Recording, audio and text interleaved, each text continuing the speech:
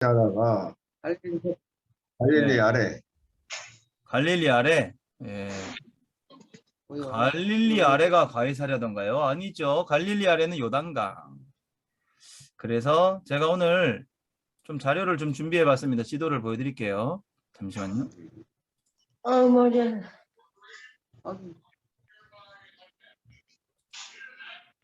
아이고 머리야. 아. 아. 솔직히 좀 그만 먹어. 자, 여러분 이 화면이 보이시나요? 네. 네.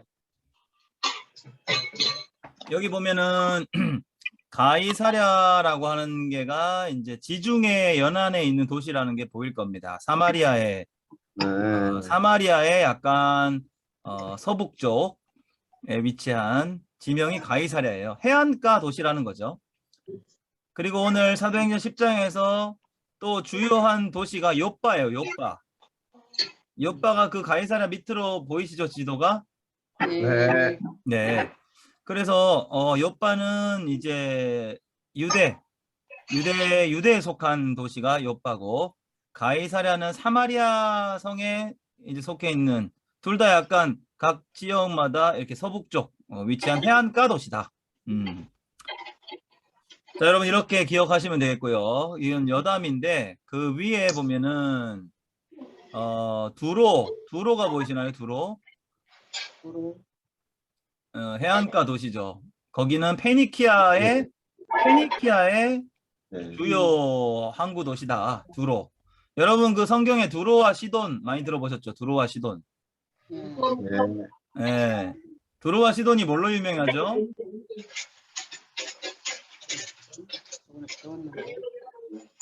저번에 배웠는데 맨날 기억 안 나시죠?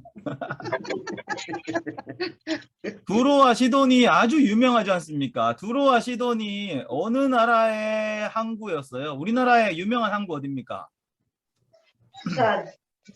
부산, 인천, 뭐 그 정도, 울산, 그죠? 무역항구. 예, 무역항구 하면은 부산, 뭐 인천 이 정도죠.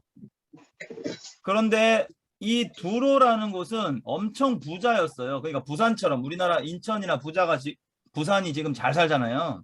물론 뭐 경제적으로 더 잘 살던 때보다는 좀 어려워졌다고 하지만 그래도 이렇게 항구 도시로서 다른 도시에 비해서 이렇게 막 많이 이렇게 번창했죠. 자, 그런 것처럼 이 두로라는 도시는 페니키아, 여러분 페니키아인들의 나라에 속해 있는 아주 부유한, 그냥 무역 거래가 활발한 그런 항구 도시입니다. 두로. 네. 우리 김혜수 집사님 이게 소리가 자꾸 네. 일단은 이게 통제가 안 되시는 것 같아서 제가 음소거 잠시 하고요. 나중에 풀어드릴게요. 예. 자, 그래서 제가 이 지도를 보면서 여러분이 어느 정도까지 이 지도를 알고 계셔야 되냐면, 우리 이끌림 교회에서 이제 말씀 들으시는 분들의 수준은 그 페니키아, 여기에 지도에 지금 현재 페니키아라고 돼 있죠. 네. 왜 페니키아입니까? 여기가 원래 성경의 지명어로라면 페니키아가 아니죠. 페니키아가 어디 있어? 네. 갑자기 조용해졌는데 제가 원하지 않는 분위기인데. 사마리아. 페니키아가 원래 어딥니까? 오늘날에 거가 하고. 몰라요. 여기도 페니키아라고 돼 있네. 잠시만요. 이게 제가 지도를 몇 개 준비했거든요. 레바논? 여기도 페니키아. 그렇죠. 레바논. 누가 대답하셨어요? 잘하셨네. 레바논의 여러분 레바논의 백향목 들어보셨나요? 네. 그 레바논의 백향목이 바로 그 레바논에 있는 도시가 바로 두로예요. 두로와 시돈. 그러니까 여러분 이제부터 우리가 사도행전을 배울 때 주목해야 되는 것은 이 레바논의 백향목은, 레바논은 오늘날에도 나라 이름이 레바논이 그대로 있어요. 오늘날도 두로를 가보려면 레바논을 가야 돼요. 아시겠습니까? 그리고 오늘날에도 가이사랴를 가보려면 이제 사마리아와 유다가 이제 이스라엘에 속해 있죠. 이스라엘로 가면 돼요. 그리고 요빠. 여러분 오늘날 요빠는 아주 유명한 도시가 되었는데 어딘지 아세요? 요빠? 네, 요빠 하는데 자꾸 여러분 요빠에 대해서 좀 잘 아셔야 돼요. 자, 이거 지도만 띄워놓고 있으니까 여러분이 이제 좀 요빠가 사울이 하지 마시고 오늘 읽었 요빠. 예, 오늘 베드로가 요빠에 여러 날 있었다. 42절. 안 읽어.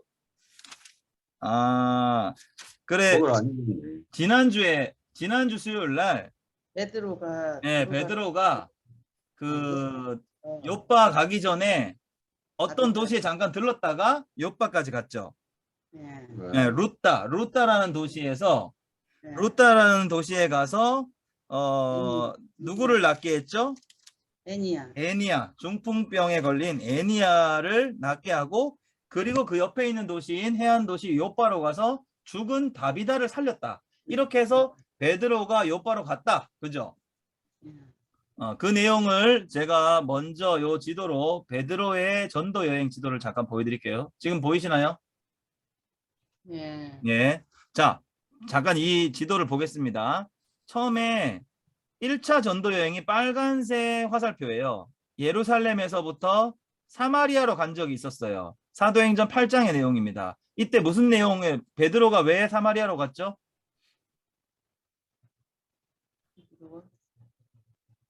듣기는 들었으나 깨닫지 못했습니까? 복음 전화. 복음 전하러 갔습니까, 베드로가? 8장에. 빌립 집사 8장은 빌립 집사의 스토리입니다. 빌립 집사가 사마리아 성에 이렇게 복음을 전하는 와중에 거기서 나타난 능력들이 있으니까 예루살렘 교회에서 그 일이 사실인가 해서 대표 사도 둘을 파송한 거예요. 베드로와 요한이죠. 베드로와 요한이 사마리아 성에 그 사마리아 성에 도대체 무슨 역사가 성령의 역사가 일어나는가 하면서 가서 안수해서 성령이 임하시는 거를 처음으로 보았던 그 놀라운 곳.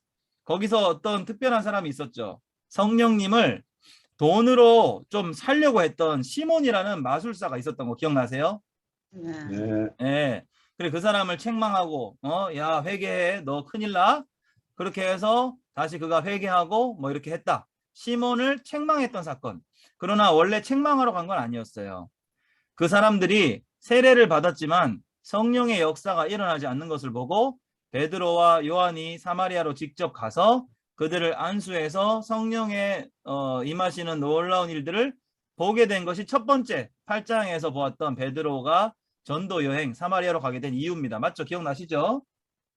네. 그 다음에 베드로가 돌아왔어요. 사마리아의 여러 성에 복음을 전하고 다시 예루살렘으로 돌아왔어요. 이게 첫 번째 1차 전도여행 누구의? 베드로의 1차 전도여행. 됐습니까? 자, 그 다음에 2차 전도여행입니다. 바로 8장, 우리가 지난주 9장이죠. 9장. 9장에서 사울의 회심 사건 이후에 베드로가 다시 이번에는 어디로 가요? 루따로 가서 아까 얘기했던 8년 된 애니야의 중풍병을 고쳐주었죠. 이것이 지난주에 우리가 배웠던 내용입니다. 그리고 요빠로 옆에 있는 도시 요빠로 가서 다비다를 살렸죠. 죽은 자매 다비다를 살렸어요. 이제 기억나시나요? 네. 예. 자, 그 다음에 오늘 내용입니다. 10장. 그래서 베드로의 전도 여행이 몇 장부터 시작됩니까? 8장, 그 다음에 9장, 그 다음에 10장 이렇게 아시겠죠? 자, 그래서 요빠에서 이제는 어디까지? 가이사랴까지 가게 되는데 가이사랴는 누가 있는 지방이냐? 바로 이탈리아에서 군대 백부장이었던 고넬료 가정에 이렇게 세례를 베풀고 성령을 경험하게 되는 놀라운 이야기. 예. 자, 그런데 고넬료가 여러분 뭘로 유명합니까? 백부장. 부재한. 백부장으로 네. 유명합니까? 네. 자, 일단 네. 공유 중지하고 고넬료가 백부장으로 유명하던가요? 기도와 구제하는 일에 기도와 구제하는 일로 유명한가요? 경건하고 경외하고 하나님을 경외하고 예, 그러니까 경건하고 하나님을 경외하는 일로 유명합니까? 고넬료가 왜 유명해요? 이방인이 성령을 경험한 거? 그렇죠. 그거죠. 이방인이 최초로 뒤집어지는 역사, 이방인이 뒤집어지는 역사다 이거죠. 그게 유명한 이유예요. 여러분, 이방인이 뒤집어지기 시작합니다. 성령으로. 이게 여러분 보통 일이 아니었어요. 예루살렘 교회에는 정말 그러한가 할 정도로 이방인에게도 성령의 역사가 나타나는가? 우리 이스라엘 민족 선민 택한 우리들에게만 나타나는 일이 아니었는가? 그렇게 생각했던 사람들에게 드디어 고넬료의 가정이 회심되는 사건을 누가 봤어요? 제1사도인 베드로가 목격하는 장면이. 그래서 이 10장이 어떻게 보면 사도행전 전체에 땅끝까지 이방을 향하여 나아가는 어떻게 보면 터닝 포인트가 됩니다. 이제 본격적으로 땅끝까지 나가는 일에 있어서 나중에 여러분 사도 바울이 이제 그 회심한 사울이죠. 사울이 회심을 하고 이렇게 1차 전도 여행을 마치고 돌아왔어요. 예루살렘 교회에 돌아와서 예루살렘 교회에 그가 1차 전도 여행 동안에 있었던 일을 보고를 하죠. 교회에 보고를 해야죠.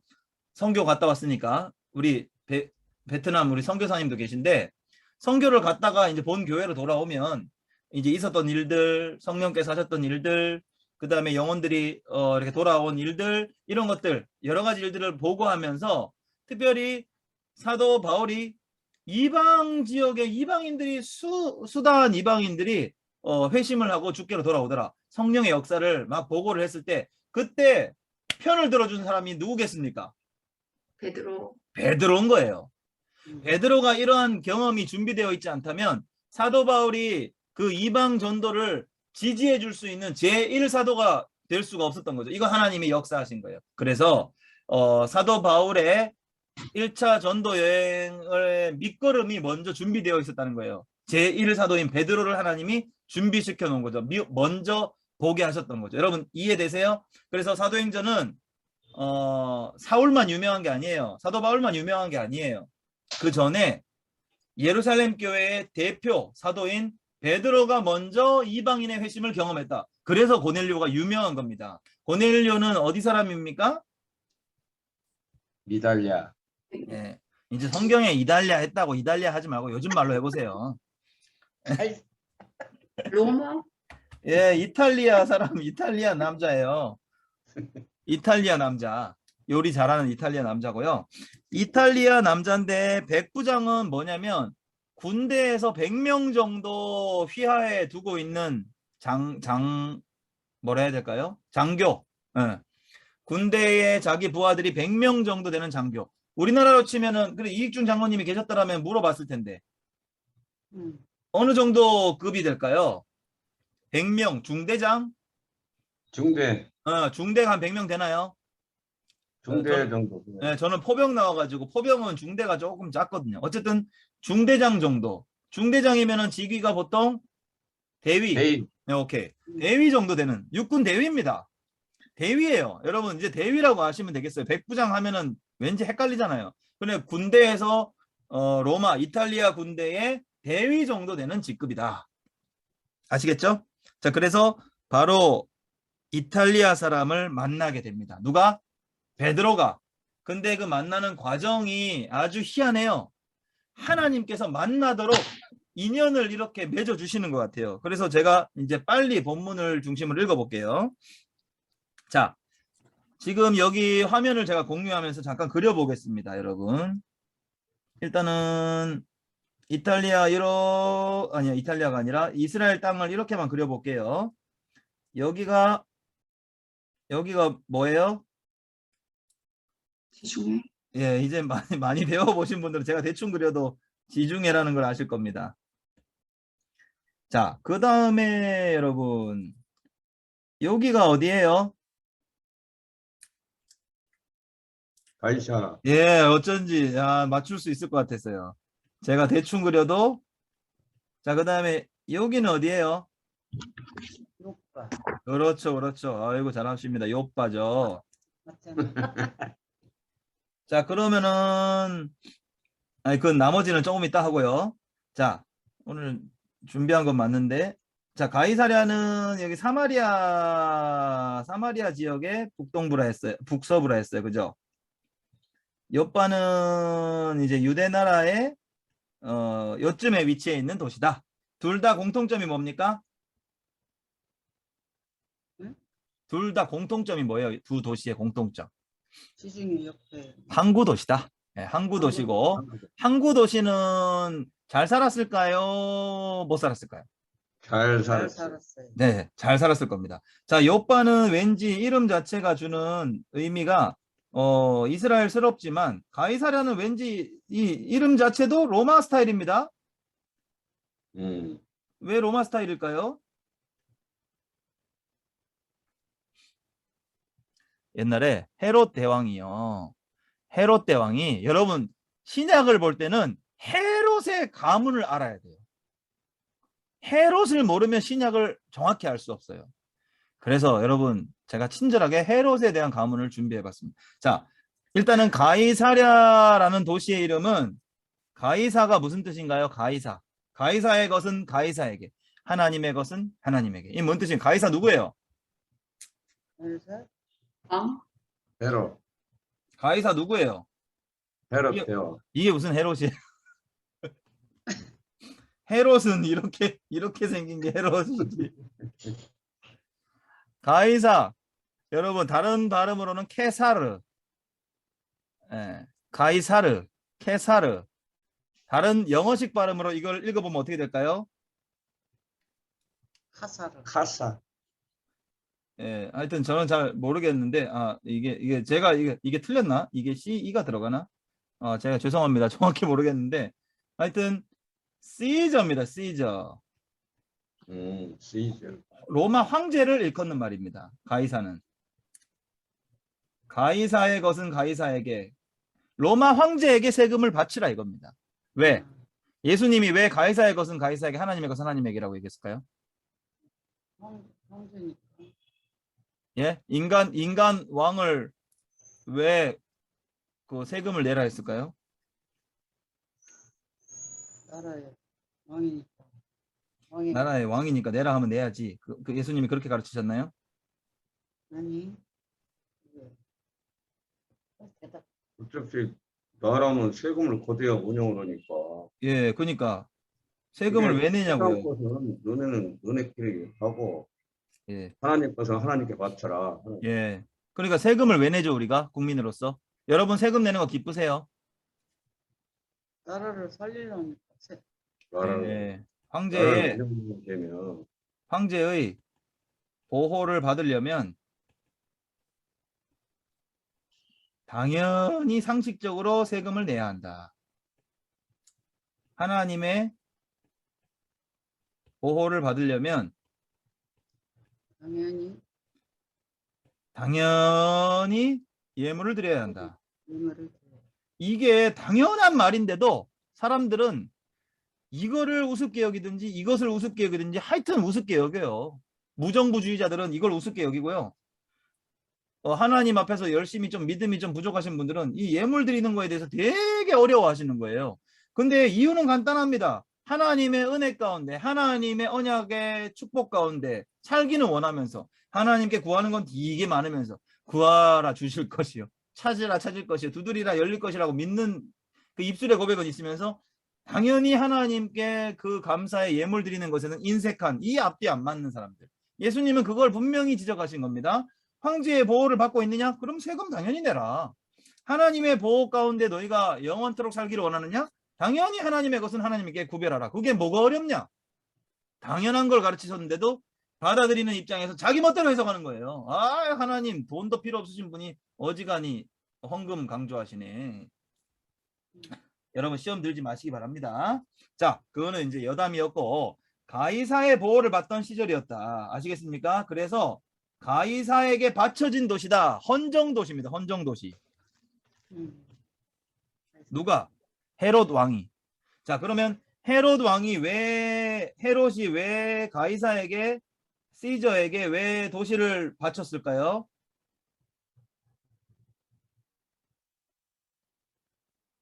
헤롯은 분봉왕이었습니다. 분봉왕은 뭐냐면 로마의 황제에 의해서 이스라엘의 통치권을 부여받은 자, 시저한테 선물로 받은 거예요. 통치 구역을.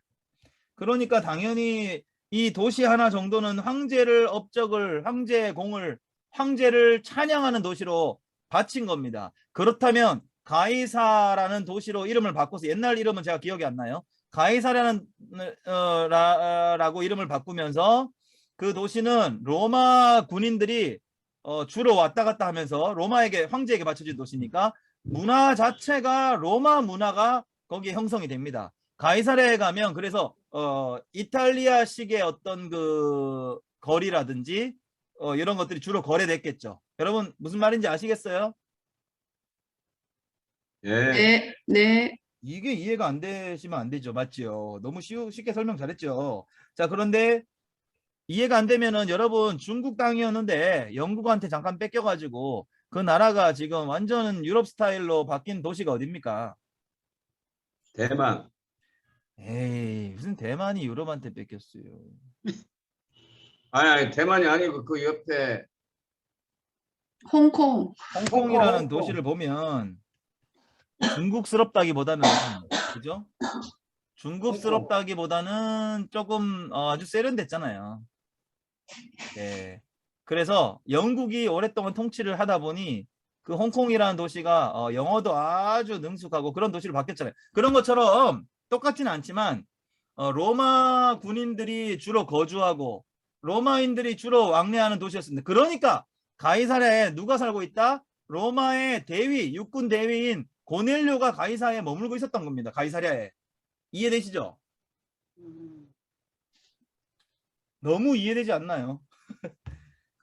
고넬료가 당연히 가이사랴에 있어야 되는 겁니다. 로마 군인들이 거기 왕래를 했다고요. 그러니까 군대의 백부장, 대위격인 고넬료는 가이사랴에 머물고 있었던 거고 하필 그때 베드로가 2차 전도 여행을 통해서 요빠에 와 있는 상황인 거예요. 이게 드라마틱하게 하나님의 인도하심 따라 딱 타이밍이 맞아 들어간 거죠. 왜? 하나님이 누구를 살리시기 위해서?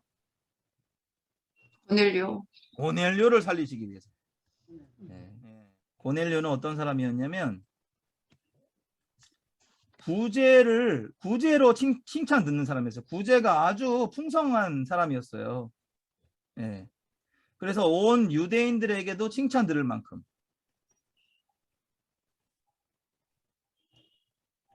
칭찬이 자자했다 그래요. 얼마나 구제를 했길래 그랬을까요? 그리고 하나님도 그가 그다음에 구제만 유명한 게 아니라 그가 기도도 뜨거운 사람이었나 봐요. 그래서 하나님이 그가 기도하고 있는 때에 그를 만나 주시는 거죠. 고넬료를 부릅니다.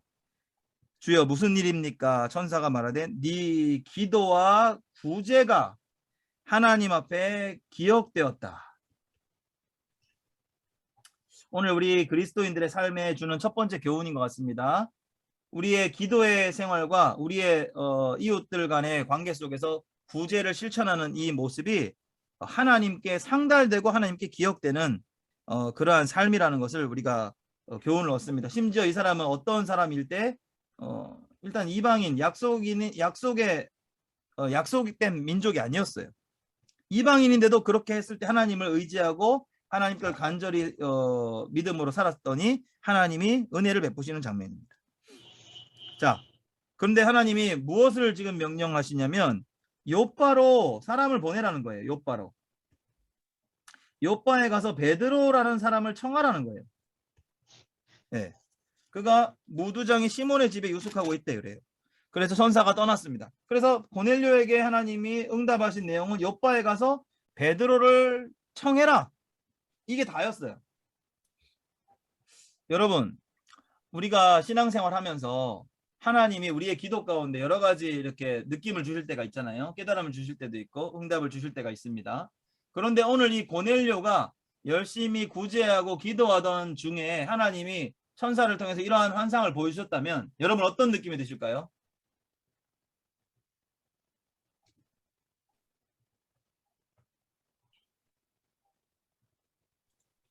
예, 그저 뭐 다 이해되세요? 하나님이 요바에 가서 베드로를 청하라 하면 여러분 바로 요바로 가서 베드로 청해 오면 되겠어요? 저는 조금 이 부분에서 우리가 조금 다르게 생각해야 된다라고 생각합니다. 뭐냐면 하나님은 우리가 듣고 싶은 응답은 뭘까요? 이 고넬료가 듣고 싶은 응답이 뭐였을까요? 고넬료가 뭘 기도했을까요, 여러분?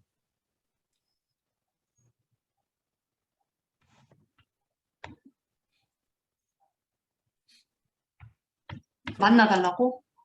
어떻게? 만나달라고? 아, 성령을 보내달라고? 만나달라고. 그럴 수도 있겠어요. 네, 그런 유대인들이 경험한 성령을 경험하게 해달라고? 이런 네. 건가? 소문을 들었을 테니까. 제가 뭐가 맞다 틀렸다고 대답은 못합니다. 하지만 하나님의 응답을 봤을 때, 네. 하나님을 깊이 만나기를 원한다라는 기도가 만나달라라고 했던 기도가 응답으로 이렇게 연결되는 것이 아닌가 우리가 추측만 해볼 수 있는 거예요. 그러니까 고넬료는 다른 걸 구한 게 아니에요. 하나님을 더 깊이 만나고 싶었던 거예요. 그러니까 이게 결국은 하나님을 깊이 만나려면 어떤 역사가 있어야 돼요? 성령. 그렇죠. 성령의 역사가 응답으로 성령 체험이라고 합시다. 성령을 깊이 체험하는 이 체험을 하나님을 깊이 느끼고 싶어 간절히 사모했어요. 순수한 하나님이 기쁘게 받으실 만한 기도였던 거죠. 고넬료가 이방인이었어요. 그러니까 우리 선집사님 얘기한 것처럼 유대인들이 경험했던 진짜 살아 역사하시는 성령님, 성령의 능력을 경험하고 싶었어요. 그래서 살아계신 하나님 내가 만나고 싶은 거예요. 여러분 이게 바로 구하라 주실 것이요 찾으라 찾을 것이요 두드리라 열릴 것이야. 그 말씀에 가장 하나님이 원하시는 구하고 찾는 두드리는 자세가 바로 이 고넬료의 모범입니다. 여러분 이해되십니까? 고넬료가 우리 다가 그렇다는 건 아닙니다. 우리가 구하는 것처럼 건강 주세요. 우리 자녀들 잘 되게 해주세요. 하나님 사업이 잘 되게 해주세요. 하나님 우리 좀 잘 먹고 잘 살게 해주세요. 하나님 코로나 없어지게 해주셔서 여행도 좀 많이 놀러 다니게 해주세요. 이런 어떤 그런 기도가 아니라 하나님 만나고 싶어요. 하나님 더 깊이 알기 원합니다. 하나님을 경험하기를 원합니다. 살아계신 하나님, 내가 지식으로만 믿고 있던 그 하나님을 내가 전인격적으로 하나님을 믿는 은혜 가운데 나아가길 원합니다. 기도했을 거예요. 그러니까 하나님이 그 기도를 들으셨고 상달되었다고 하잖아요. 너의 기도와 너의 구제가 상달됐기 때문에 오케이, 너는 성령의 놀라운 은혜를 체험하는 첫 번째 놀라운 그 이방인의 표적이 되게 하겠다. 얼마나 큰 은혜입니까, 여러분? 자, 이제는 고넬료는 내용은 이렇습니다. 간단하죠. 이제 베드로에게 하나님이 나타나서 뭐라고 하시는지 봅시다. 오늘 두 번째 포인트입니다. 일단은 그래서 요바로 하나님이 명령하신 대로 요바로 보냅니다. 자, 이튿날 그들이 길을 가다가 성에 가까이 갔을 때 베드로죠. 베드로가 기도하려고, 같은 특징은 기도할 때 일어난 일입니다. 기도하려고 어디로 갑니까? 지붕에 올라갔다. 여러분 우리는 기도의 골방이 있으세요? 각자? 베드로는 지붕으로 올라갔던 것 같아요. 성경에는 꼭 다 지붕에서만 기도했다고 얘기하지 않고 다양한 기도의 장소에 대해서 여러 다른 사람들은 다양한 데서 기도했습니다. 골방에서 기도한 사람들, 성전에서 기도하는 경우도 있고 그죠? 다양한 기도의 장소 중에 베드로는 지붕에서 기도했다. 이 지붕이 가지고 있는 특징이 뭘까요?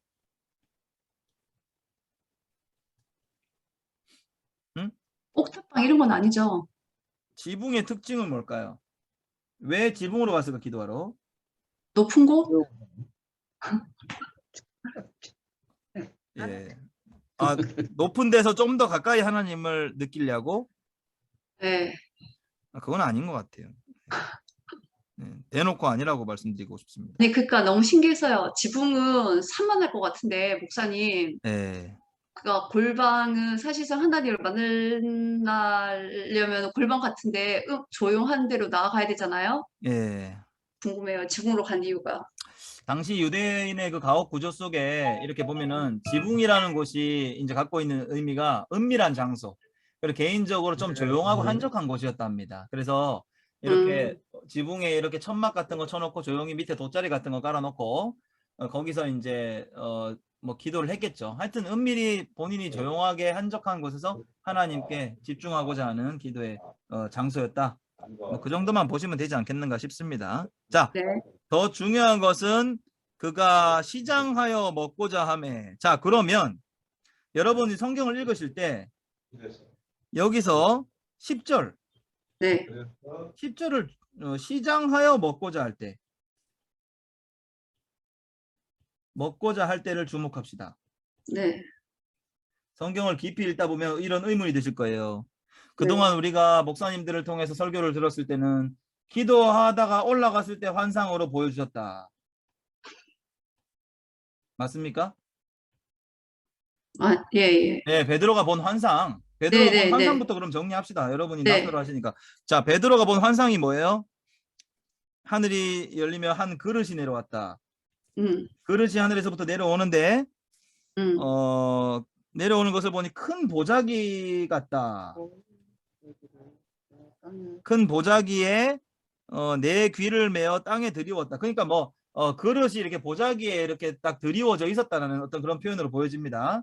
자, 그 다음에 그 안에 있는 이제 내용물이 중요한데 각종 네 발 가진 짐승. 그 다음에 기는 것, 뭐 공중에 나는 것, 네. 뭐 새라고 합시다. 공중에 나는 것들이 있더라. 그리고 하나님은 잡아먹으라 라고 말씀하십니다. 여러분 이 내용 많이 들어보셨죠? 네. 뭐 이 내용 모르는 사람은 없을 겁니다. 거의. 자, 베드로가 본 환상이 주는 의미도 여러분 잘 아실 겁니다. 이게 뭘 의미하죠? 이 내용물이 부정하다. 지금 근데 여러분 그 성경의 기록만 봐서는 이게 부정한 건지 아닌지를 알 수 있나요? 아니요. 네 발 가진 짐승이 다 부정한가요? 먹어도 되는 것들도 있잖아요. 그죠? 네.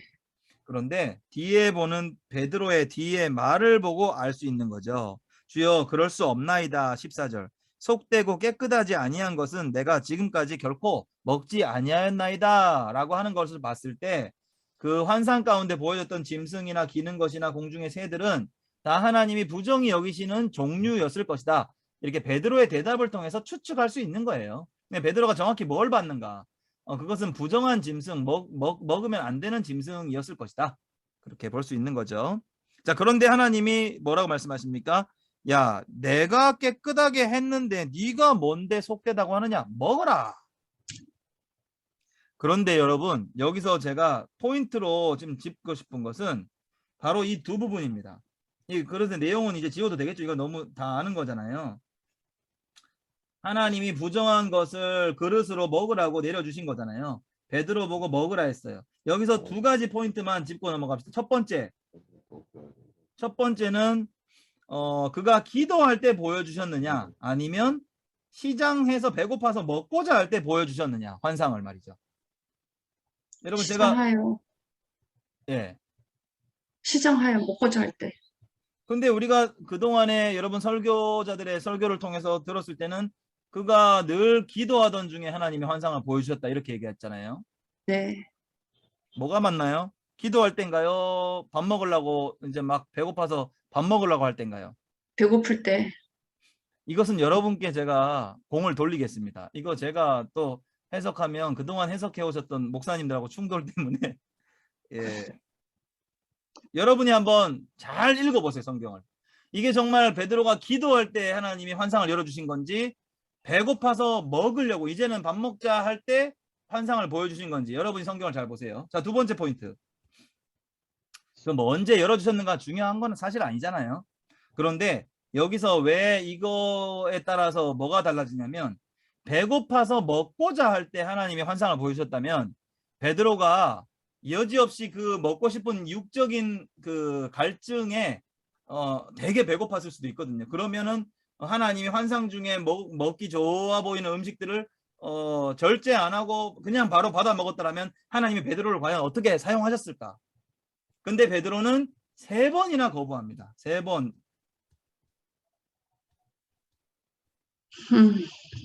이게 바로 두 번째 제가 강조하고자 하는 포인트예요. 베드로는 한 번 거절한 게 아니에요. 하나님이 내가 뭐라 했습니까? 내가 깨끗하게 한 것을 네가 왜 속되다 하느냐? 먹으라라고 말씀하셨는데 베드로가 이런 일이 3번 있었다고 하는 것은 베드로가 3번 부인했다라는 겁니다. 베드로는 3번 부인한 걸로 아주 유명한 분인데 또 여기서도 3세판 정도 거절을 합니다. 아, 하나님 왜 그러세요? 이거 나 그동안 안 먹었는데 하나님 내 이거 안 먹는 사람인 거 모르세요? 3번 거절을 합니다. 3번 있으니까 그릇이 곧 하늘로 올려져 갔대요. 이게 무슨 말이냐면 베드로가 입을 열어가지고 그 하나님이 속된 음식처럼 내려준 거를 안 먹었다는 거예요. 결국은 안 먹었다는 겁니다. 자기의 마치 소신을 지켰던 것처럼 보여집니다. 네. 자, 그런데 베드로가 17절 보세요. 환상이 무슨 뜻인지 속으로 계속 지금 미심적인 기분이 안 좋은 거야. 아, 이 하나님이 갑자기 이거 뭐지? 내가 이해할 수 없는 환상을 보여주셨는데 이게 뭐지? 속으로 의아해하고 있는데 마침 고넬료가 보낸 사람들이 딱 타이밍 맞게 도착한 거죠. 여러분, 오늘 두 사람의 만남에 대한 이야기인데요. 고넬료는 기도하던 중에 하나님의 환상 가운데 베드로를 찾아가라. 그것도 약간 미심쩍은 명령이에요. 하나님이 어떻게 응답하시려고? 베드로는 또 누구지? 아, 요빠는 왜? 갑자기 왜? 여러분, 꽤 거리가 있습니다. 가이사랴랑 요빠는. 어쨌든 하나님이 응답을 내가 너를 복되게 하겠다. 너의 자손을 많게 하겠다. 내가 너를 100부장이 아니라 1000부장, 10,000부장으로 삼겠다. 이런 응답도 아니고 그냥 갑자기 하나님이 너의 기도와 너의 구제가 하나님께 상달되었다. 요빠의 베드로를 가서 찾아라. 이게 약간 좀 마치 아브라함에게 본토 친척 아비집을 떠나서 내가 너에게 보여줄 땅으로 가라 정도의 이상한 응답이라는 거죠. 근데 고넬료는 어떻게 합니까? 즉각 순종합니다. 자, 베드로도 한번 보세요. 베드로도 본인이 하나님이 환상을 보여주신 것이 무슨 뜻인지 의아해요. 정확히 이해가 지금 된 게 아니에요. 하나님, 내 먹기 싫어하는 거 왜 자꾸 먹으라고 하는 거예요? 3번이나 거절했는데 베드로가 갑자기 하나님이 그래? 그러면 그릇을 거두어 가신 거죠. 그럼 베드로가 속으로 먹을 걸 그랬나? 하나님이 먹으라고 3번이나 얘기했는데 내가 너무 불순종한 게 아닌가? 여러분, 지금 기분이 상쾌하지 않습니다. 찝찝해요. 하나님의 뜻을 전혀 알지를 못하겠는 거예요. 누구? 고넬료와 베드로 둘 다 마찬가지다. 고넬료는 왜 갑자기 베드로를 찾아가라 하시지? 베드로는 왜 먹으라 하시지? 이게 하나님이 정말 의문을 증폭시킵니다. 자기들이 원했던 응답이 아니에요. 자기들은 그저 뭔가 만나달라 했을 거고 복을 달라 했을 거예요. 그리고 내가 구체적으로 구했던 기도의 응답이 아니라고 생각했을 거예요. 베드로는 하나님 뭐예요? 그런데 나중에 여러분 결과를 알고 나니까 하나님이 하신 일이 이런 식이구나 라는 걸 우리에게 오늘 결론적으로 교훈하실 텐데 이제 그 뒤에 부분을 빨리 읽겠습니다. 자, 그 의아해하고 있는데 베드로에게 마침 고넬료가 보낸 사람들이 온 거예요. 그래서 불러 묻습니다. 베드로라 하는 사람이 여기 있느냐? 베드로가 환상에 대해서 계속 고민하고 있을 때에 성령께서 이제 그대에게 말씀하십니다. 2 사람이 너를 찾아올 것이니 일어나 내려가 의심하지 말고 함께 가라. 내가 그들을 보내었다. 베드로도 이제 뭔가 실마리가 풀려집니다. 2 사람요? 누군데요? 근데 나를 찾아왔으니까 하나님이 일단은 의심하지 말고 만나보라 하시니까 일단은 만나보겠습니다. 만났어요. 베드로가 내려가 사람들을 보고 이르되 내가 너희가 찾는 사람인데 왜 왔느냐 물어보니까 그들이 말합니다. 100부장 고넬료라는 사람이 있습니다. 그는 의인입니다. 하나님을 경외하는 사람입니다. 유대 온 족속에게 칭찬받는 사람입니다. 그가 천사의 지시를 받아서 당신을 자신의 집으로 청하여 말을 들으려고 우리를 보냈습니다. 그 있는 과정을 그대로 얘기한 거죠. 그래서 베드로도 그냥 불러드립니다. 자, 이튿날 베드로는 아직까지 미심쩍은 게 해결 안 된 상태입니다. 그런데 하나님이 보낸 사람들과 함께 그들과 함께 이제 가이사랴로 가는 거죠. 가이사랴로 갑니다. 요빠에서 온 어떤 형제들도 함께 갑니다. 이튿날 가이사랴에 들어가니 고넬료가 그의 친척과 가까운 친구들을 모아서 기다리고 있습니다. 여러분, 이건 읽으면 그대로 이해되니까 계속 읽을게요. 마침 베드로가 들어옵니다. 고넬료가 엎드려 절합니다. 여러분, 이 고넬료의 자세를 보세요. 하나님의 그 예수님의 그 위대한 사도 베드로에게 얼마나 예의를 갖추고 있습니까? 그가 얼마나 간절히 성령을 체험하고 싶고 하나님의 성령의 역사를 경험하고 싶었던지 그 베드로를 볼 때 마치 하나님을 보는 것처럼 엎드립니다. 이것은 납득할 수 없는 자세입니다. 왜?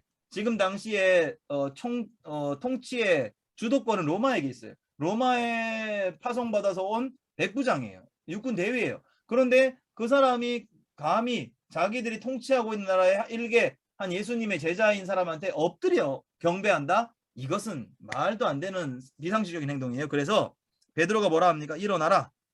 나도 같은 사람이다. 이제 좀 넘어갑시다. 자, 유대인으로서 이방인과 교제하며, 28절이 핵심이에요. 28절 여러분. 나는 유대인인데 유대인은 원래 이방인하고 교제하며 가까이 하는 것은 위법이다. 너희도 알지 않느냐? 근데 하나님께서 나에게 지시하사 아무도 속되다 하거나 깨끗하지 않다 하지 말라 하시기로 부름을 사양하지 아니하고 왔노라. 무슨 일로 나를 불렀느냐? 베드로가 여기 28절의 고백을 통해서 약간 깨달음이 왔어요. 하나님이 이방인을 향해서 뭔가 역사하시려고 나를 보게 하셨구나. 나를 보내신 건 알겠는 거예요. 베드로가. 환상 가운데 부정하게 여기는 것을 나보고 내가 깨끗하게 한다는데 네가 왜 부정하다 하느냐? 내가 깨끗하다 하면 깨끗한 거다. 그 의미를 이제 이방인을 향한 하나님의 메시지였다는 것을 베드로가 이제 조금은 깨달았어요. 하지만 완전히 깨달은 건 아니에요. 자, 그래서 부름을 사양하지 하고 왔는데 그래서 도대체 무슨 일이냐? 라고 이제 물어봅니다. 30절. 고넬료가 이르되 내가 나흘 전 이맘때에 이제 지가 경험했던 거를 얘기하는 거죠. 기도를 하는데 갑자기 천사가 나타났고 네 기도와 구제를 기억하셨으니 요바에 보내서 베드로라는 시몬을 청하라. 그래서 보냈습니다. 잘 오셨습니다. 이제 우리는 33절. 주님께서 베드로 당신에게 명하신 모든 것을 듣기만 하면 좋겠습니다. 이거예요. 여러분 이게 서로 지금 어떤 상황인지 아시겠어요? 서로요. 서로 왜 왔는지를 둘 다 몰라요. 몰라. 그냥 순종해서 둘 다 온 거야. 고넬료도 방금 뭐라고 해요? 아니 일단 당신에게 하나님이 전하신 것을 우리가 듣기를 원합니다. 말하세요 이거죠. 서로 말하세요. 말하세요 하고 고넬료도 베드로도 마찬가지로 너네가 나를 왜 불렀냐? 왜 불렀냐? 말해라. 여러분 이런 상황인 거 여러분 아시겠습니까? 서로 이렇게 하나님이 환상 가운데 한 사람에게는 누가 찾아올 것이니까 그들을 잘 영접해라라고 했고 한 사람한테는 베드로라는 사람을 초청해라 이렇게밖에 말씀 안 하신 거예요. 구체적인 무슨 말씀을 해야 되고 어떤 말을 들어야 할지는 둘 다 모르는 상황에 베드로가 입을 열어 말하기 시작하는데 34절입니다. 베드로가 입을 열어 말하기 시작하는데 내가 이제 참으로 깨달은 게 있다. 베드로가 드디어 좀 더 깨닫습니다. 참으로 깨닫는 게 있는데 하나님은 사람의 외모를 보지 아니하시고 각 나라 중에 여기 이방인도 포함된다는 걸 이제 드디어 완전히 깨닫습니다. 각 나라 중에 하나님을 경외하고 의를 행하는 사람은 다 받으시는 줄을 이제 깨달았다. 여러분 이게 오늘 말씀과 강의의 가장 하이라이트 부분입니다. 여러분 우리는 깨닫고 나서 행동하는 경향이 좀 많아요. 우리는 뭔가 분명해져야 하나님께 분명하게 확인돼야 우리가 뭔가 나아가는 한 걸음 나아가죠. 그러나 믿음의 사람들을 보세요. 이 베드로도 그렇고 고넬료도 그렇고 보세요. 기도의 사람들이 하는 모습들을 보세요. 하나님이 온전한 그의 뜻이 완전히 이해될 만큼 구체적으로 자세히 설명 안 해줘도 믿음으로 순종해서 일단 좀 미심쩍지만 순종해서 가니까 모든 문제가 해결되게 하나님이 이해되게 하시는 것을 볼 때 우리의 순종의 자세는 어디까지여야 하는가? 이해되지 않는 때라 할지라도 하나님 말씀이 분명하게 깨달아지지 않는 때라 할지라도 이것이 하나님이 말씀하신 바 되면 그 말씀대로 내가 담대히 하나님 앞에 내 인생을 던질 수 있겠는가? 이것이 아브라함에게서 우리가 받았던 교훈 아닙니까? 오늘 고넬료와 베드로에게서도 동일하게 우리가 다시 한번 하나님의 사람들의 공통점을 보고 있는 겁니다. 분명히 이해되지 않는다 할지라도. 네. 그렇게 하나님 앞에 믿음으로 순종하여 하나님께서 하시고자 하는 메시지를 분명히 깨달은 베드로가 이제 이렇게 깨달았도다라고 고백하고 36절 만유의 주 되신 예수 그리스도로 말미암아 화평의 복음을 전하사 이스라엘 자손들에게 보내신 말씀 곧 요한이 세례를 반포한 후에 갈릴리. 자, 이게 쭉 이제 그 예수님의 복음 내용을 전달합니다. 고넬료의 가정에 이제 확실히 깨달았기 때문에 자신이 무엇을 말하러 하나님이 보내셨는지를 확실히 이제 깨달은 거예요. 그래서 복음을 증거하는 거예요. 하나님 이방인에게 복음을 듣게 하기를 원하시는군요. 베드로가 확신에 차서 이제 담대히 복음을 전합니다. 자, 쭉 내려가죠. 사흘 만에 다시 살리사 쭉 내려가죠. 예, 쭉 내려갑니다. 43절 그에 대해 모든 선지자도 증언한 그를 믿는 사람들이 다 그의 이름을 힘입어 예수 그리스도의 복음을 증거하는 거죠. 이름을 힘입어 죄 사함을 받는다 하였느니라. 자, 이렇게 이제 복음을 전하니까 베드로가 이 말을 할 때 성령이 드디어 역사하시는데 이게 바로 고넬료가 그토록 기다렸던 응답인 거죠. 성령이 말씀 듣는 모든 사람들에게 내려오시니 베드로와 함께 온 할례 받은 신자들이 이방인들에게도 성령 부어 주심을 말미암아 놀라니 이는 방언을 말하며 하나님을 높임을 들음이로라. 이에 베드로가 이르되 이 사람들이 우리와 같이 성령을 받았으니 누가 물로 세례 베품을 금할 수 있으리요 하고 명하여 예수 그리스도 이름으로 세례를 베풀라 하니라. 그들이 베드로에게 며칠 더 머물기를 청하니라. 바로 이게 오늘 10장의 내용인데 여러분 어떤 면에서는 늘 알던 내용이고 간단한 내용일 수 있지만 여러분 오늘 우리가 구체적으로 좀 접근했던 그 포인트들을 좀 더 몇 가지 포인트가 있었어요. 첫 번째가 뭐였죠? 베드로가 기도할 때 환상이 열렸던 건지 시장하여 먹고자 할 때였는지 여러분 한번 좀 더 연구해 보세요. 이 정도는 우리 성도들도 좀 이렇게 묵상하다 보면 하나님이 깨달음을 주실 수가 있거든요. 저는 뭐 크게 이게 뭐 큰 내용상 문제가 되는 부분은 아니지만 시장하여 먹고자 할 때의 포인트가 좀 더 있다면 그가 정말 먹고 싶었으면 하나님이 무언가 짐승들과 기는 것과 공중의 새를 이렇게 음식을 맛있게 차려서 주셨을 때 그 환상 중에라도 주저없이 그걸 만약에 받아 먹었더라면 그 의미를 정확히 이해할 수가 없었을 텐데 그가 지금 배고픈 상태에서도 그가 믿음을 지키는 모습을 보여줍니다. 하나님 부정한 것은 내가 입에 대지 않습니다. 3번이나 부인했다는 거예요. 맞죠? 그랬을 때 베드로도 과연 하나님 앞에 그의 믿음의 또 강단이 있는 사람이구나. 하나님이 먹으라고 하는데도 하나님 이거 먹으면 안 되지 않습니까? 내 입에 부정한 것을 대라니요. 하나님 3번이나 부인했다라는 것은 배고픔에도 불구하고 내가 그 음식에 배고픔으로 인해서 그걸 채우지 않겠다라고 하나님 앞에 믿음을 기준을 바로 세우고 있을 때 하나님이 그를 통해서 고넬료와의 만남을 통해서 놀라운 성령의 체험을 하게 하신 것을 볼 때 두 사람 다 믿음으로 어떤 자리에서 자기의 믿음의 소신을 지키고 있었는지 한 사람은 하나님을 분명히 만나지 못했는 자리에서도 기도와 구제가 유대인들에게 칭찬 듣는 정도로 그의 삶이 믿는 사람보다 더 성실한 구제가 인정되는 사람이었고 그야말로 복받을 사람이었죠. 베드로도 마찬가지죠. 베드로도 정말 하나님 앞에 그의 믿음을 지키고자 기준이 바로 서 있었던 상태에서 두 사람을 하나님이 매칭시켜서 성령의 역사를 보게 하셨다. 바로 이것이 특징이었습니다. 자, 정리합시다. 결론인데 또 한 가지는 왜 왔는지 몰랐을 때 그들이 순종해서 서로 만나서 이렇게 얘기했죠. 네가 나를 왜 불렀느냐? 베드로는 그래 나를 불렀으면 말해라. 원하는 게 뭐냐? 이렇게 물었고 고넬료는 하나님이 당신을 초청하라고 하던데요. 그 이유는 몰라요. 그러니까 말씀해 주십시오. 뭔 얘기하러 왔습니까? 서로 낯설어요. 애매해요. 모르고 하나님의 뜻을 모르고 왔죠. 근데 보자 하니까 베드로에게 성령님이 깨닫게 하셨죠. 내가 이방인을 부정하게 여겼는데 하나님은 이방인에게도 성령의 놀라운 은혜를 주시려는 그러한 장면인가 보다. 여기서 여러분 마지막 키포인트 하나만 얘기하고 마칩니다.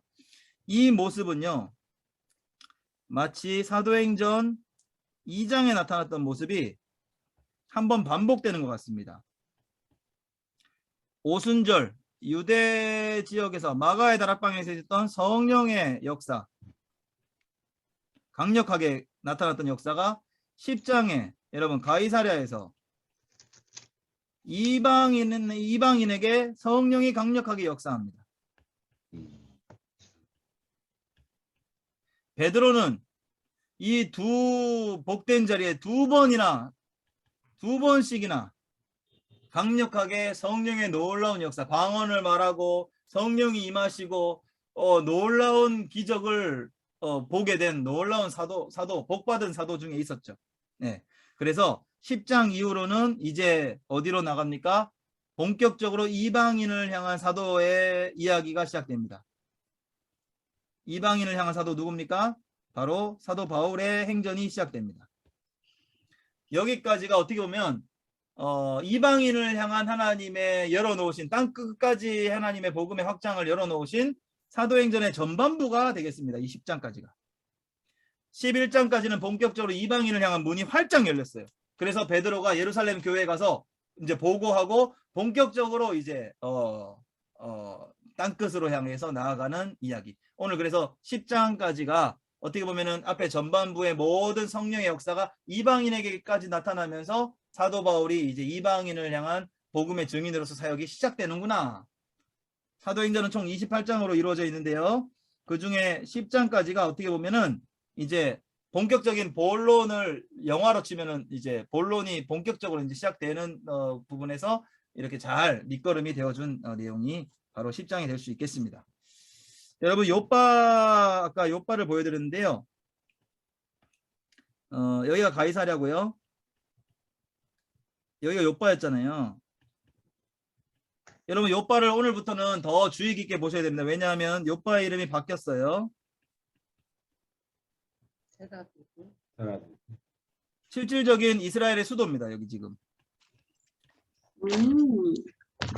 이스라엘의 현재 실질적인 수도예요. 뭐 자기들은 예루살렘을 꿈꾸죠. 예루살렘을 수도로 지금 뭐 트럼프가 뭐 발언을 잘못했니 어쩌니 막 말이 많잖아요. 예루살렘을 탈환하고 싶어서 원래 자기들의 마음속의 수도는 뭐 예전부터 계속 예루살렘이죠. 예루살렘의 회복을 꿈꾸고 있죠. 이스라엘은. 하지만 지금 현재 이스라엘에 가보면 가장 부유한 도시, 우리나라로 치면 수도죠. 수도가 바로 텔아비브인데 여기가 바로 요바다. 여러분 요바가 어떤 도시인지를 잘 기억하라고 제가 한번 강조해 드렸습니다. 네. 자 오늘 여기까지 하고요. 10장을 정리하고 마치겠습니다. 마치는데 다음 주도 그 헤롯이 또 나와요. 네, 헤롯이 또 나오고 이렇게 이 헤롯의 가문에 대한 좀 부족한 부분을 이제 매주 수요일 날 조금씩 좀 더 구체적으로 제가 설명을 해드리겠습니다. 오늘 헤롯의 왕가에 대해서 좀 부족하죠. 한 번의 설명으로는 부족하고 그게 이제 하스모니안 왕가와 헤롯 왕가의 그 구조가 왜 중요한가? 바로 예수님 시대와 말라기 선지자의 그 공백기 400년의 암흑기를 그 내용으로 채우고 있기 때문에 하스모니 왕가와 분봉왕 헤롯의 계보를 조금 더 구체적으로 우리가 연구해 볼 필요는 있겠다. 그런 생각을 합니다. 자 오늘 말씀을 기억하면서 한번 같이 기도하고 마쳤으면 좋겠는데요. 오늘 여러분 우리가 머릿속으로 믿음의 사람 두 사람을 떠올립시다. 한 사람은 고넬료라는 사람이었고요. 그가 어떠한 삶을 살았을 때 하나님이 그를 축복하시고 그의 기도가 상달되었는지 여러분 기억하시고요. 또 베드로도 마찬가지입니다. 물론 하나님의 일꾼으로서 이미 사도로서 임명받고 예수님의 가르침을 받은 수제자였지만 그래도 그를 고넬료 이방인에게 성령의 놀라운 역사를 보게 하시기 전에 하나님이 환상 가운데 그를 한번 테스트하신 게 아닌가. 예, 그런데 베드로는 부정한 것을 먹지 않겠다라고 거절하면서 하나님의 메시지를 더 뼈저리게 깨닫게 된 거죠. 그리고 둘 다의 공통점이 뭡니까? 분명히 하나님의 뜻이 뭔지는 몰랐지만 순종해서 일단 만나라 하셨고 가라고 하셨고 초청하셨으니까 그 자리에 갔을 때 이제 이해가 된 거죠. 예. 목사님, 그 고넬료는 네. 좀 알고 있었지 않을까요? 무엇을 왜냐면 알았을까요? 예. 베드로가 온 이유. 왜냐면 자기가 기도하고 있었으니까. 아닌가? 요? 고넬료가요. 아까 다시 제가 말씀드렸는데 네, 제가 읽어보기는 했는데 그러니까 당신께서 명하신 모든 것을 듣고자 한다라고는 말했거든요. 아니 근데 제 생각에 왜냐면 그는 기도하고 있었으니까 만나기를. 그러니까 여러분 다시 그게 이해가 안 되시면 10장 5절을 보세요. 하나님의 응답은요. 지금 당장 사람을 요바에 보내서 베드로를 청하라. 이거 여기까지였습니다. 그러면 손 집사님 같으면 네. 그 사람을 왜 청해요? 이렇게 묻지 않겠어요? 예를 들어서 사랑의 교회 담임 목사님을 초청해라. 그게 응답의 끝이면 네. 갑자기 내가 그 오정현 목사님을 내가 왜 초청해야 돼요? 하나님 부담스러운데 우리 집에 왜 그분을 왜 모셔와야 되죠? 이렇게 의문이 남지 않겠어요? 이게 응답하셨구나 감사하다 이렇게 될까요? 아니 일단은 그 목사님 제가 잘 모르겠는데 내가 성령 받기를 원하고 하나님 만나기를 기도하고 있는 중에 네. 이제 베드로를 청하라고 했잖아요. 네. 근데 그 전에 베드로는 예수님의 수제자인 것이 이제 소문으로 나 있어서 고넬료가 알고 있지 않았을까요? 라고 이제 그게 궁금한 거예요. 예. 그랬다면 그러니까 수제자를 나한테 보내는 이유는 다 이유가 있겠구나. 하나님에 대해서 알려주려고 하시는구나. 예. 나의 기도가 응답이 되었구나. 그러니까 예. 고넬료는 알고 있었지 않을까라는 거 제가 한번 생각을 해봤어요, 목사님. 예. 그럴 수도 있겠네요. 근데 이제 제가 볼 때 이렇게 네. 흐름상 네. 기도하던 중에 그가 뭘 간구했는지는 몰라요. 성경에 드러나 있지 않습니다. 하나님을 만나고 싶어 했는지 뭔지는 모르겠습니다만 네. 하나님의 응답은 약간 생뚱맞아요. 요바에 가서 베드로라는 사람을 청해라. 여기까지가 하나님의 응답이었으면 그걸 고스란히 우리 삶에 가져오면 납득이 안 됩니다. 이 사람이 얼마나 믿음이 좋았길래 갑자기 누구를 왜 데려? 그럼 이번에 대통령 당선된 그분을 집으로 한번 모셔라 이렇게 얘기하면 하나님 갑자기 왜요가 나오지. 우리 입에서는 왜요가 나오지. 그 사람은 갑자기 왜요가 나오지. 하나님 나에게 필요한 거나 주시지 왜 그 사람을 왜 초대하라고 해요? 근데 하나님이 그 사람에게 가장 중요한 것은 하나님의 응답의 내용은 달랐던 거죠. 우리가 무엇을 구했는지는 모르겠지만 우리가 구하는 것보다 더 좋은 것을 하나님은 고넬료에게 주고 싶으셨던 거죠. 그래서 고넬료가 무엇을 구했든지 고넬료의 가정이 성령으로 거듭나게 하시는 축복을 하나님이 예비해 놓으신 거죠. 그래서 중요한 것은 여기서 두 분이 만났을 때 33절을 보세요. 33절. 네. 내가 곧 당신에게 사람을 보내는데 오셨으니 이제 잘 왔습니다. 일단 여기까지가 어떻게 보면 자기가 할 수 있는 하나님 앞에서의 믿음의 순종이었습니다. 초청하라 했으니까 잘 왔습니다. 잘 왔으니까 됐죠. 이제 우리는 주께서 당신에게 명하신 것이 뭔지는 모르겠는데 그거를 하나님이 당신을 그냥 초청하라 했으니까 당신을 통해서 우리가 듣게 하실 말씀이 뭔지를 말씀하십시오 이거잖아요. 그러니까 고넬료가 뭘 들어야 될지는 준비가 안 된 상태죠. 무엇을 말씀하든지 하나님의 사도가 전달하는 말을 그냥 듣겠다라고 마음만 열고 지금 있는 거죠. 바로 이 부분에서 하나님이 나에게 그걸 주시겠구나 알고 기도했다라고 보기보다는 하나님이 당신에게 뭘 전해줄지를 이제 듣기를 원하나이다. 말씀하시옵소서. 무엇을 말씀하시든지 순종하겠다라는 자세 아닌가요? 네. 그래서 베드로가 이제 알겠다.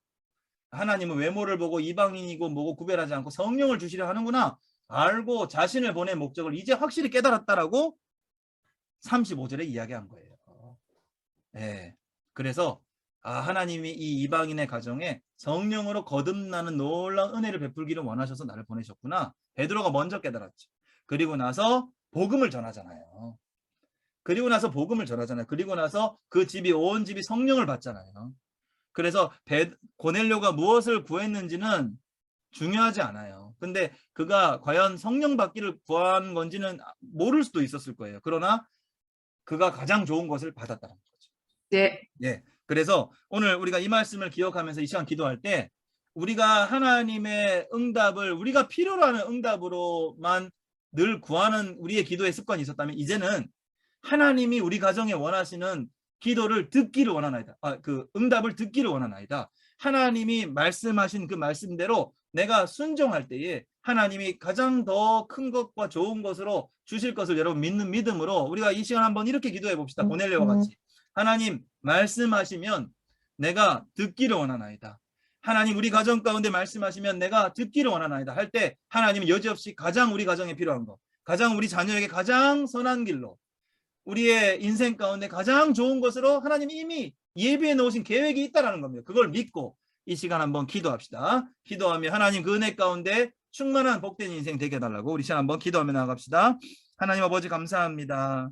주님 오늘 사도행전 10장 말씀을 통하여서 고넬료와 베드로가 만나는 그 하나님 드라마틱한 그 과정을 하나님이 설계하셨고 그렇게 하는 선한 길로 인도하셨고 하나님의 섭리 가운데 하나님 각자에게 필요한 모든 것들 그 은혜의 현장을 보게 하신 것을 기억합니다. 하나님 고넬료는 평상시에 정말 이방인이었지만 하나님을 깊이 만나지 못한 상태였지만 그럼에도 불구하고 그가 복된 자리에서 복된 삶을 살아가고 있었던 사람이었습니다. 칭찬 듣는 사람이었습니다. 그러한 중에 하나님 그를 축복하시고자 베드로라는 사도를 청하라 했을 때 주저없이 그것이 무슨 의미인지도 정확히 알 수는 없었을 거지만 하나님 순종하여 하나님 초청하였을 때 하나님 그가 정말 듣고자 하는 말씀의 핵심은 복음이었던 것을 기억합니다. 성령의 놀라운 역사로 온 가정이 하나님 거듭난 놀라운 은혜를 받았던 것을 기억합니다. 하나님 이와 같은 믿음이 우리에게 있기를 원합니다. 우리는 그저 기도할 때에 우리가 원하는 것 우리가 필요한 것만 구하는 우리의 삶의 모습은 아니었는지요. 하나님 회개합니다. 정말 우리가 답을 정해놓고 하나님을 이용하는 그런 믿음이 아니라 정말 하나님 말씀하시기를 원하는 것을 우리가 듣기를 원한다. 늘 날마다 우리의 마음을 열고 하나님의 귀를 기울이고 하나님 말씀하옵소서 하나님 말씀하옵소서 그 말씀이 무슨 말씀을 하시든지 내가 순종하겠나이다. 내가 그 은혜 가운데 나아가기를 원하나이다 라고 기도할 수 있는 우리의 기도의 지경이 넓혀지게 하시고 열려지게 하셔서 하나님 충만한 은혜로 더 좋은 것으로 갚아주실 하나님을 신뢰하는 믿음 가운데 우리의 믿음이 더욱더 하나님 아버지 성숙한 자리에서 하나님의 뜻을 경험하고 하나님의 놀라운 응답을 경험할 수 있는 복된 삶으로 주님 변화시켜 주시옵소서. 함께 하시길 원하며 예수님의 이름으로 기도드렸습니다. 아멘. 제가 기도하겠습니다. 하나님 감사합니다.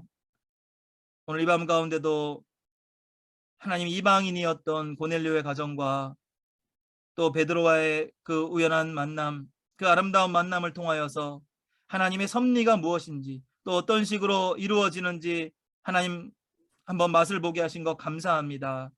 그것은 때때로 인간이 또 미리 예측할 수도 없는 방법일 것이고 그것은 정말 하나님 우리가 계산할 수도 없는 그런 놀라운 방법으로 하나님 정말 그들의 우여곡절이 어쩌면 정말 퍼즐 조각이 맞춰지는 것처럼 그렇게 하나님 완벽하게 하나님 그렇게 만나게 하시는 그 하나님의 인도하심과 하나님의 이끌어주심을 기억할 때에 하나님 그동안 우리가 우리의 필요에 의해서만 하나님을 답을 정해놓고 요청한 것은 아닌지요. 하나님께 구하는 우리의 모든 기도의 제목들이 마치 우리에게만 필요한 것 정말 하나님의 입장에서 하나님이 원하시는 뜻을 구하는 것이 아니라 우리가 원하는 것만 가지고 하나님께 간절히 그렇게 공을 들인 것은 아닌지요. 하나님 다시 한번 기억합니다. 고넬료의 삶을 통하여 교훈을 얻습니다. 하나님 그는 하나님을 온전히 이해하지 못했을 때에도 구제와 그의 기도의 하나님 사람이었던 것을 기억합니다. 구제가 하나님이 기뻐하시는 일인지를 생각했고 기도의 열심으로 하나님 앞에 간절히 구하는 자에게 응답을 주시리라 믿었던 사람이었습니다. 하나님 이러한 자세가 우리의 삶의 자세이기를 원합니다.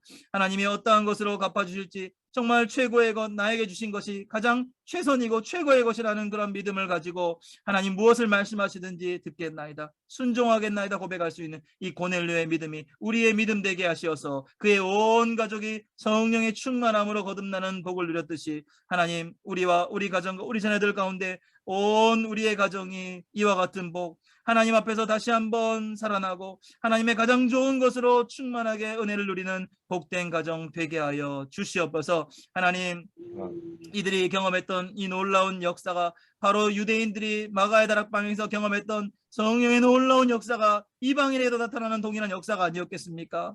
하나님 성경에서 두고두고 기억되는 놀라운 이방인의 첫 회심의 역사가 바로 이 사도행전에 기록된 모델이 되지 않았겠습니까? 하나님 이러한 모델 되기를 원합니다. 신앙의 놀라운 하나님 아버지 하나님의 놀라운 은혜 받음으로 인하여 역사에 기억되는 하나님 복된 가정 되기를 원하오니 하나님 이러한 믿음이 준비되게 해주시고 이러한 하나님 간절한 기도의 소망을 따라 하나님 나라를 꿈꿀 수 있는 하나님의 놀라운 일들을 경험하기를 간절히 소망하여 하나님 그러한 놀라운 은혜 가운데 살아갈 수 있는 복된 우리 모든 성도들 우리의 가정 우리의 자녀들이 되게 하여 주시옵소서. 인간의 지혜와 인간의 계산과 인간의 능력으로는 한계가 있사오나 하나님이 예비해 놓으시고 하나님이 우리에게 얼마든지 주시기를 원하시면 우리는 정말 하나님 아버지 큰 장애를 만난 것 같은 답답한 마음이 있다 할지라도 하나님만이 하실 수 있는 놀라운 방법, 우리는 알 수 없는 그 방법으로 우리의 가정을 살리고 우리의 자녀들을 살리시는 분인 줄로 믿사오니 하나님 우리 가운데 함께하여 주시옵소서. 하나님 아버지 그렇게 행하실 주님을 신뢰하오며 거룩하신 예수님의 이름으로 기도드렸습니다. 아멘. 아멘. 주기도문으로 예배 마치겠습니다. 하늘에 계신 우리 아버지여, 이름이 거룩히 여김을 받으시오며 나라가 임하시오며 뜻이 하늘에서 이루어진 것 같이 땅에서도 이루어지이다. 오늘날 우리에게 일용할 양식을 주시옵고 우리가 우리에게 죄 지은 자를 사하여 준 것 같이 우리 죄를 사하여 주시옵고 우리를 시험에 들게 하지 마시옵고 다만 악에서 구하시옵소서. 나라와 권세와 영광이 아버지께 영원히 있사옵나이다. 아멘. 아멘. 예, 수고하셨습니다. 마치겠습니다. 수고하셨습니다. 늦게 시작돼서 죄송하고요. 아, 우리 전사님 네. 수고했습니다. 예, 오늘 처음 같이 하게 된 우리 박연희 전사님 수고 많으셨어요. 반갑습니다. 반갑습니다. 예, 다들 평안한 밤 되세요. 네. 사랑합니다.